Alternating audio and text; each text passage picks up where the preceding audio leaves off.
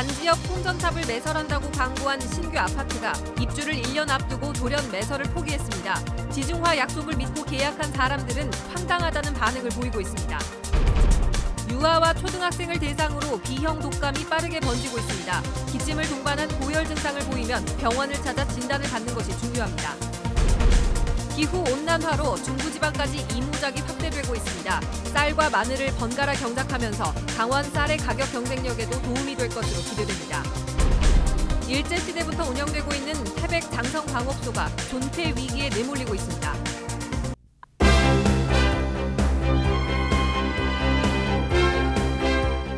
안녕하십니까. 뉴스데스크 원주입니다. 단지업 송전탑을 매설한다고 광고한 신규 아파트가 입주를 1년 앞두고 돌연 매설을 포기했습니다.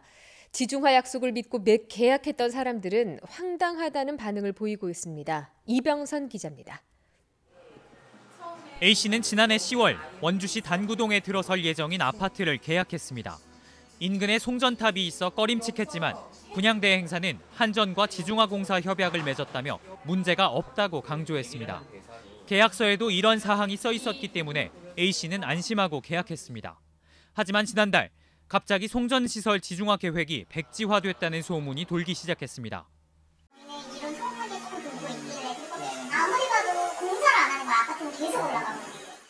A씨는 시행사와 분양대 행사 등에 문의했지만 믿고 기다리라는 답변만 돌아왔습니다.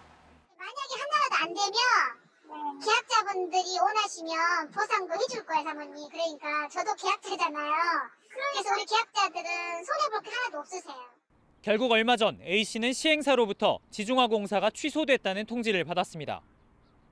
땅 주인들과의 토지 매입 협상이 실패해 송전탑이 있는 상태에서 입주해야 한다는 통지였습니다. 시행사에 항의했지만 계약서에 명시한 지중화공사 협약은 어디까지나 예정일 뿐이라는 반응입니다. 그러면 예정사항으로 해서 안 하려고 한 게 아니고 하려고 하다가 부득이하게 안 되는 경우잖아요. 시행사 측은 송전탑에서 가까운 동을 계약한 경우 거리가 먼 동으로 옮겨주고 계약 해지를 원하면 계약금 반환과 함께 분양 계약을 취소해주겠다고 밝혔습니다. MBC 뉴스 이병선입니다.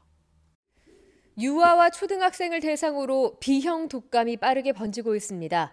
일단 기침을 동반한 고열 증상이 나타나면 곧바로 병원을 찾아서 진단을 받는 것이 필요합니다.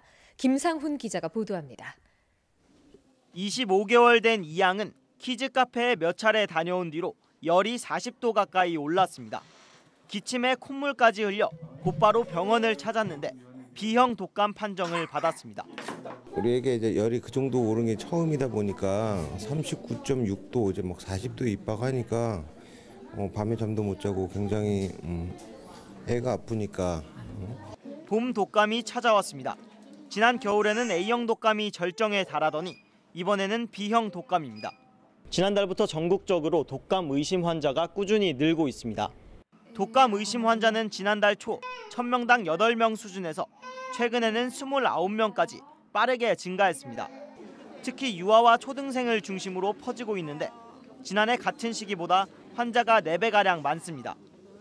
독감 바이러스가 침으로 전파되기 때문에 단체 생활 과정에서 마스크를 끼는 등 기침 예절을 지켜 예방에 나서야 합니다.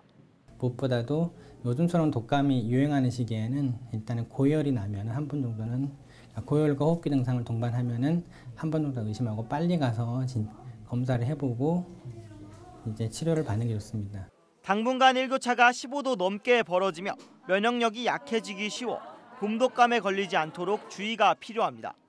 MBC 뉴스 김상훈입니다. 기후온난화로 중부지방에서도 이모작이 확대되고 있습니다.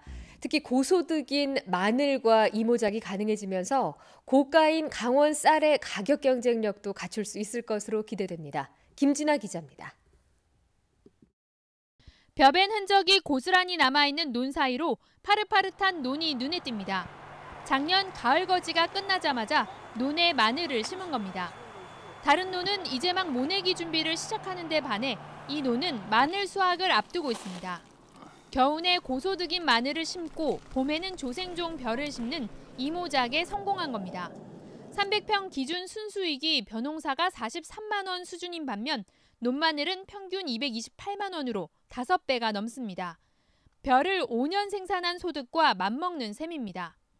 반복되는 쌀값 하락에 지친 농업인들에게 새로운 소득원으로 기대를 모으고 있습니다. 오히려 벼농사는 마늘 농사를 짓기 위한 그 부수적으로 지금 가야 되지 않나 이렇게 생각을 합니다. 3,000원하고 2만 원하고 평당 단가가 전혀 다르고요. 원주 문막 불온 지역 17개 농가 7,200평에서 논마늘을 재배하고 있는데 기후온난화의 영향으로 따뜻한 남부지방이 유리했던 마늘 품종도 작황이 좋습니다. 논에 마늘과 벼를 교차해 심으면 밭에 마늘을 심을 때 나타나는 연작 피해를 줄일 수 있고 조생종 벼 생산으로 지역산 쌀의 판로도 분산돼 판매가 수월할 전망입니다. 논마늘 주산단지로 확대를 해서 우리 원주 지역에 절대적으로 부족한 마늘을 학교 급식이나 또 로컬 푸드 매장에 공급을 해서 이모작이 확대되면 남부지방 저가미에 밀려 판매에 어려움을 겪었던 강원쌀의 가격 경쟁력도 높아질 것으로 기대됩니다. 다만 물에 잠기는 논 특성상 배수가 잘 되는 곳으로 생산이 제한된다는 점과 비싼 종작 가격은 이모작 확대에 넘어야 할 산으로 꼽힙니다. MBC 뉴스 김진아입니다. 일제시대부터 운영되고 있는 대한석탄공사 장성광업소가 삼중고에 시달리고 있습니다. 노동조합은 정부의 안전 필수 요원 확충과 석탄산업 대책 마련을 요구하며 대규모 집회를 예고했습니다. 홍한표 기자가 보도합니다. 대한석탄공사 장성광업소는 일제강점기인 지난 1937년 개발돼 80년 넘게 명맥을 이어가고 있습니다. 하지만 연탄 소비 감소에 생산 원가 상승과 인력 부족까지 겹쳐 삼중고에 시달리고 있습니다. 지난해 무연탄 생산량은 24만 5천 톤으로 전성기였던 1979년 228만 톤에 비해 10분의 1 수준으로 급감했습니다. 인력 구조 조정도 계속돼 협력업체를 포함해 지난 1970년 5,600여 명에서 현재는 950명으로 급감했습니다. 대한석탄공사 노동조합은 최소한의 작업 안전 필수 인원이라도 보충해달라고 요구하고 있습니다. 지난달 27일 6명의 사상자가 발생한 갱내 가스 연소 사고도 무리한 구조조정 때문이라는 겁니다. 현재 정부와 협상을 벌이고 있는데 협상이 결렬될 경우 청와대 상경 집회를 예고했습니다. 안전 필수 인원 충원, 석탄 산업에 대한 향후 정부의 정책 제시, 노사정위원회를 구성하여 작업 환경 조사, 이렇게 크게 세 가지를 요구를 하고 있습니다. 태백시도 장성광업소가 문을 닫으면 지역 경제가 붕괴된다며 석탄 생산 기간을 최소 10년 이상 늘려줄 것을 요구했습니다. 폐광이 되고 난 이후에 지역 경제에 미치는 영향들을 감안을 했을 때 정부의 정책이 명확해야 되고 지역에서 폐광설까지 나들고 있는 장성광업소의 어려운 현실은 벼랑 끝에 내몰린 국내 석탄 산업의 현주소를 그대로 보여주고 있습니다. MBC 뉴스 홍한표입니다.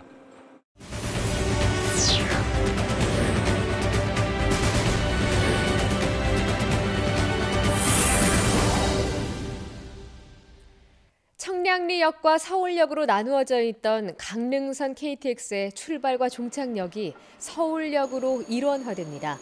코레일은 오는 15일부터 운행 체계를 개편해 평일을 기준으로 강릉선 KTX의 모든 열차의 출발과 종착역을 서울역으로 일원화한다고 밝혔습니다. 그동안 강릉선 KTX는 만종역 도착을 기준으로 오전 9시 이전과 오후 6시 이후에는 서울역에서 출발하는 열차가 없고 청량리에서만 출발해 이용객들이 불편을 겪어왔습니다. 단 금요일과 주말에 추가로 운행되는 열차 가운데 청량리 출발과 도착 열차는 기존과 같이 운영됩니다. 대형 산불로 어려움을 겪고 있는 강원 지역의 관광 활성화를 위해 한국관광공사가 지원에 나섭니다. 우선 다음 달 초 대학생과 파워블로거 등 내 외국인 120명으로 구성된 SNS 기자단을 초청해 1박 2일 동안 직접 체험한 강원 관광 콘텐츠를 제작해 지원하도록 하고 대한민국 구석구석을 통해서 홍보합니다. 또 봄 여행 주간, 근로자 휴가 지원 사업 등 국내 관광 사업과 연계해 숙박 할인과 특별 프로그램을 운영하고 5월과 6월 강원적 방문객을 대상으로 경품 이벤트도 추진합니다.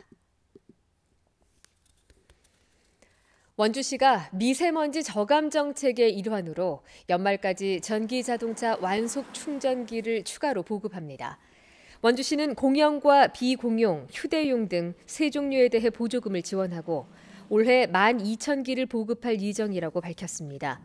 공용 충전기의 경우 설치 대수에 따라 최대 350만 원을 지원하고 비공용 충전기는 130만 원, 휴대용은 40만 원까지 지원합니다.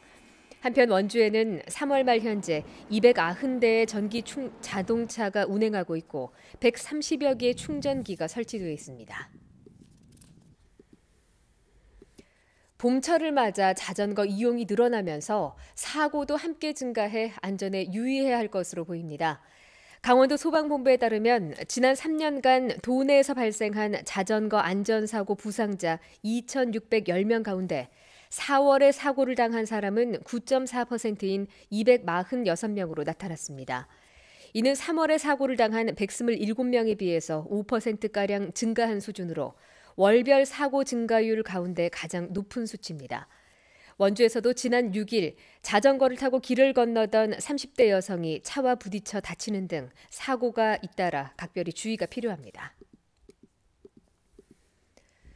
원주경찰서는 골목길을 지나가는 차에 손목을 일부러 부딪힌 뒤에 보상을 요구하는 이른바 손목치기 수법으로 현금을 뜯어낸 41살 이모 씨를 공갈 혐의로 붙잡아 조사하고 있습니다. 이 씨는 지난 6일 원주시 단계동의 한 골목길에서 지나가던 차량 사이드 미러에 일부러 손목을 부딪힌 뒤에 합의금 명목으로 5만 원을 갈취한 혐의를 받고 있습니다. 이 씨는 범행 직후 똑같은 수법으로 돈을 뜯어내려다 뒤를 쫓은 피해자의 신고로 경찰에 덜미를 잡혔습니다. 원주시 소초면 일대에 추가로 추진되는 태양광 발전소 건설에 반대하는 주민 집회가 열렸습니다. 소초면 평장리 주민 20여 명은 오늘 원주시청 앞에서 집회를 열고 업체 측이 발전소 건설에 따른 피해가 상대적으로 적은 주민들을 회유해 동의서를 받고 있다고 주장했습니다. 이에 대해 업체 측은 대상이 되는 69가구 가운데 12가구를 제외하고 주민들의 동의서를 받았으며 적법한 과정을 거쳤다고 밝혔습니다. 원주시는 오늘 관련 사안을 심의하는 도시계획위원회를 열었으며 다음 주 중에 심의 결과를 발표할 예정입니다. 고혈압과 당뇨병을 잘 진료하는 강원도 내 의원 300여 곳이 선정됐습니다. 건강보험심사평가원이 지난 1년 동안 고혈압과 당뇨병을 치료하는 도내 의원 700여 곳에 대해 검사와 처방, 환자 방문율 등을 평가한 결과 308곳이 양호 판정을 받았습니다. 뉴스데스크 원주를 마칩니다. 고맙습니다.